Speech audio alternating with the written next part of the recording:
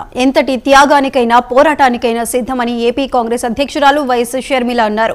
తిరుపతి జిల్లా పర్యటనలో భాగంగా కాంగ్రెస్ నాయకులు కార్యకర్తలు ఏర్పాటు చేసిన సమావేశానికి ఆమె ముఖ్య అతిథిగా హాజరయ్యారు.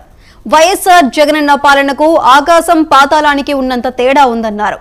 హంద్రీనీవా ప్రాజెక్టును వైఎస్ఆర్ 90% పూర్తి చేశారని, మిగిలిన 10% పూర్తి చేయడానికి జగనన్నకు సాధ్యం కాలేదని ఎద్దేవా చేశారు. గాలేరు నగరి ప్రాజెక్టుల్లో మిగిలిన 50% పనులు పూర్తి చేయలేదని షర్మిల మండిపడ్డారు.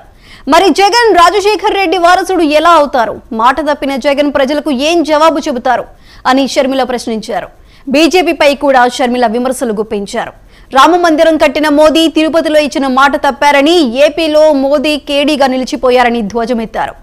బీజేపీకి మద్దతు పలుకుతున్న జగన్ కూడా కేడీనేనని వ్యాఖ్యానించారు కాంగ్రెస్ అధ్యక్షురాలు వైఎస్ షర్మిల.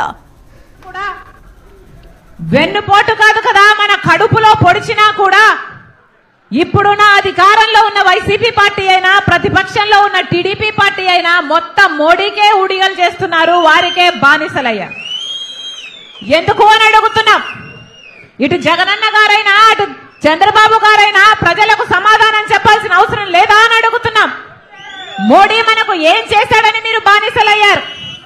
మోడీ మనకు ప్రత్యేక హోదా ఇస్తే బీజేపీ పార్టీతో మీరు దోస్తీ చేయండి, ప్రజలు కూడా హర్షిస్తారు. మనకు పోలవరం ప్రాజెక్టు బీజేపీ పార్టీ ఇచ్చుంటే మీరు అదే బీజేపీ పార్టీకి బానిసలు కాండి, మాకు అభ్యంతరం లేదు. మనకు ఒక రాజధాని ఇచ్చున్నా, మనకు రైల్వే జోన్లు వచ్చున్నా, ఉత్తరాంధ్రకి రాయలసీమకు స్పెషల్ జోన్లుగా స్పెషల్ ప్యాకేజీలు మీరు ప్రకటించినా, మీరు ఏ ఒక్క మేలు చేసినా మోడీ గారికి మీరు భజన చేయండి, మీరు బానిసలు కాండి, ఆంధ్ర రాష్ట్ర ప్రజలు కూడా ఏమి అని.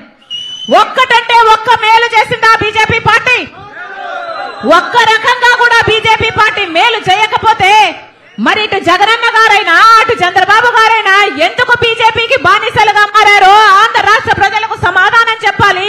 మీరు బానిసలు కాకుండా, మీరు బానిసలైతే సరిపోదన్నట్టు ఆంధ్ర రాష్ట్ర ప్రజలను మొత్తము బానిసలను చేయాలని చూస్తున్నారే, ఇది అమానుషం కాదా అని అడుగుతున్నా.